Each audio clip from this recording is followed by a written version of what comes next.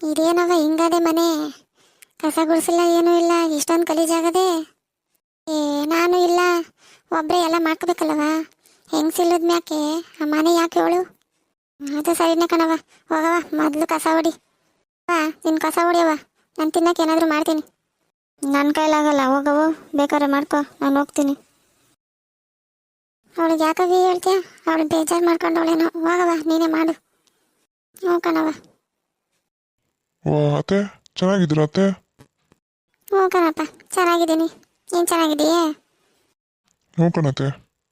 ಅವಿ ಏಟೋತಾಯ್ತು ಬಂದು? ಜಾಸ್ತಿ ಹೊತ್ತಾಯ್ತೆ? ಯಾವಾಗಲೂ ಬಂದ್ವಿ, ನೀನು ಎಲ್ಲೋಗಿದ್ದೆ ಸಾಯಕ್ಕೆ? ಯಾಕಮ್ಮಿ ಹಂಗಂತಿ? ಹೊಲ್ತಕ್ಕೆ ಹೋಗಿದ್ದೆ ಮೇವು ತರಕ್ಕೆ.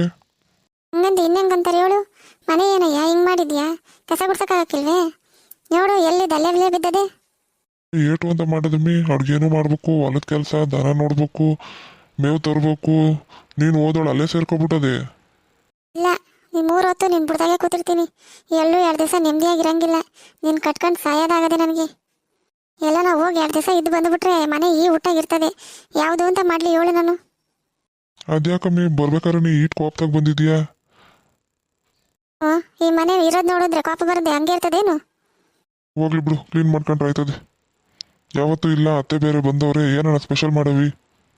ಅಯ್ಯೋ, ಏನು ಸ್ಪೆಷಲ್ಲು? ಬಾರಪ್ಪ. ಯಾಕತ್ತೆ, ಏನಾಯ್ತು? ಇಬ್ರು ಕೋಪ್ತಾಗಿದ್ದೀರಾ, ಬೇಜಾರು ಮಾಡ್ಕೊಂಡಿದ್ದೀರಾ, ಏನಾಯ್ತು? ಜಗಳ ಆಯಿತು ಅಣ್ಣ ಇವಂಗೂ ನಮಗೂ. ಯಾಕೆ ಯಾಕೆ ಜಗಳ ಮಾಡ್ಕೊಂಡ್ರಿ? ಒಬ್ಬನ ಅರುಣ ಒಪ್ಕೊಳ್ಳಿಲ್ಲ, ನಾನು ಮದುವೆ ಆಗೋಕ್ಕಿಲ್ಲ ಅಂದ್ಬಿಟ್ಟ. ಅಣ್ಣ ಏನು ಹೇಳಲಿಲ್ಲ, ಒಪ್ಕೋ ಅಂತ. ಅದಕ್ಕೆ ಕೋಪದಾಗ ಜಗಳ ಆಡ್ಕೊಂಬಂದ್ವಿ. ಯಾಕೆ ಬ್ಯಾರೆ ಏನಾದರೂ ಪಿರುತಿ ಗಿರುತಿ ಮಾಡ್ತಾವನ? ನನ್ನ ಮಗಳಿಗೆ ಏನು ಕಮ್ಮಿ ಆಗಿತ್ತು ಅಂತ ಬೇಡ ಅಂದ? ಅದೆಲ್ಲ ಗೊತ್ತಿಲ್ಲ, ನಾನು ಕೇಳಲಿಲ್ಲ. ನನ್ನ ಮಗಳನ್ನ ಬೇಡ ಅಂದ್ಮೇಲೆ ನಾನು ಯಾಕೆ ಕತೆ ಪುರಾಣ ಎಲ್ಲ ಕೇಳಲಿ?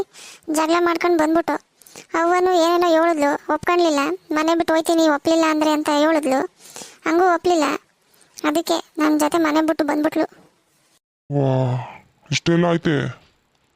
ಹ್ಞೂ ಕಣಪ್ಪ, ಇಷ್ಟೆಲ್ಲ ಆಯಿತು. ಶೋಭಾ ಬೇಜಾರು ಮಾಡ್ಕೊಂಡಿದ್ದಾಳೆ? ಆಗೋಕ್ಕಿಲ್ವೇ ಮತ್ತೆ? ಆಸೆ ಮಾಡಿಕೊಂಡಿತ್ತು ಆ ಮಗ, ಹಿಂಗೆ ಮಾಡ್ಬಿಟ್ನಲ್ಲ, ಬೇಜಾರಾಗಕ್ಕಿಲ್ವೇ? ನೋಡೋಣ ಇರ್ರಿ, ನೀವು ಮನೆ ಬಿಟ್ಟು ಬಂದಿದ್ದೀರಲ್ಲ, ಈಗಲಾದರೂ ಒಪ್ಕೊಂಡು ಬರ್ತಾರೇನೋ ನೋಡೋಣ. ಹಂಗೂ ಅದೊಂದೇ ಆಸೆ ಇರೋದು, ಅಣ್ಣ ಇವನಿಗೆ ಅವನ್ ಕಂಡ್ರೆ ಆಸೆ. ಅದಕ್ಕಾದ್ರೂ ಬತ್ತಾನೇನೋ ನೋಡಬೇಕು. ರೀ ಏನ್ರಿ, ಅತ್ತೆ ಮನೆ ಬಿಟ್ಟು ಹೋಯ್ತೀನಿ ಅಂದರೆ ಹೋಗು ಅಂದ್ಬಿಟ್ರಲ್ಲ, ನೀವು ಹಂಗೆ ಅನ್ಬೋದಿತ್ತೆ ಅತ್ತೆಗೆ? ಮಗಳು ಮಾತು ಕೇಳ್ಕೊಂಡು ನಮ್ಮವ್ವ ಹಂಗೆ ಆಡ್ತಾವಳೆ, ಸುಮ್ಕಿರು. ಹೋಗೋಳಲ್ಲ, ಮಗಳು ಯೋಗ್ಯತೆ ಏನು ಅಂತ ಗೊತ್ತಾಯ್ತದೆ, ಅವಾಗ ಅವಳೇ ಬತ್ತಾಳೆ, ನೋಡ್ತಿರು. ರೀ, ನಾನು ಬೇಡ ಅಂತೆ ಅಂತ ನೀವು ಶೋಭನ್ ಬೇಡ ಅಂದ್ರೆ? ಅರುಣ ಏನಾದರೂ ಹ್ಞೂ ಅಂದಿದ್ರೆ ನೀನೆಲ್ಲ ಬೇರೆ ಯಾರೇ ಹೇಳಿದ್ರು ಬಿಡ್ತಿರ್ಲಿಲ್ಲ, ಮದುವೆ ಮಾಡ್ತಿದ್ದೆ.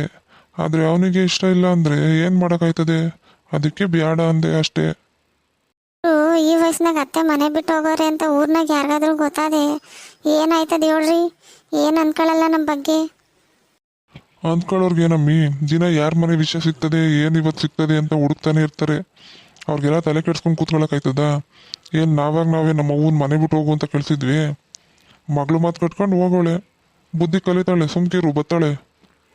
ಆದ್ರೂ ಕಣ್ರಿ, ಊರ್ನವ್ರಿಗೆ ಗೊತ್ತಾಗ್ಬಿಟ್ರೆ ನಮ್ಮ ಮರ್ಯಾದೆ ಇರ್ತದ?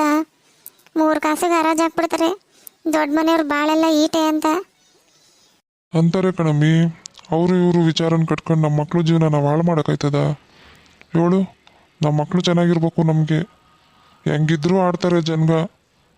ಪಾಪ ಅರುಣ ಬೇಜಾರು ಮಾಡ್ಕೊಂಡವನೆ, ಅಜ್ಜಿ ಮನೆ ಬಿಟ್ಟು ಹೋಗಕ್ಕೆ ಅವನೇ ಕಾರಣ ಆಗ್ಬಿಟ್ಟ ಅಂತ. ಪಾಪ ಆ ಮಗ ಅಜ್ಜಿ ಅಂದರೆ ಅಷ್ಟೇ ಆಸೆ ಮಾಡಿಕೊಂಡಿತ್ತು, ನಮ್ಮ ಅವ್ವನ್ಗೆ ಅರ್ಥ ಆಗಲಿಲ್ಲ. ಮಗಳು ಮಂಕು ಬುದ್ಧಿ ಎರ್ಚವಳೆ, ಗೊತ್ತಾಯ್ತದೆ ಬಾ, ಮುಂದೆ ಐತೆ ಮಾರಿ ಹಬ್ಬ.